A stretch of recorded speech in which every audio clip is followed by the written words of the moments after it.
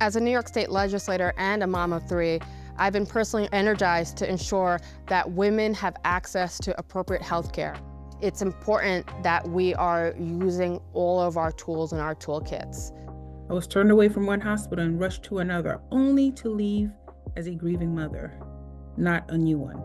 The trauma opened my eyes to the devastating reality of Black maternal health crises, and I knew I had to act. In 2020, I authored and passed a bill in Jonah's name to ensure no birthing woman in crisis is ever turned away again. Having the power of a doula by my side through my birthing process, I was really committed to making sure that any New Yorker could have that same level of care. Any birthing individual who's covered by Medicaid in New York State will have their doula care covered. These figures point to an entrenched, racialized gap in care that our systems here in New York City are failing us.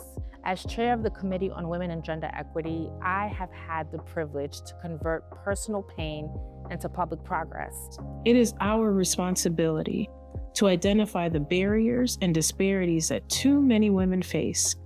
Every mother deserves the opportunity for a safe and healthy pregnancy.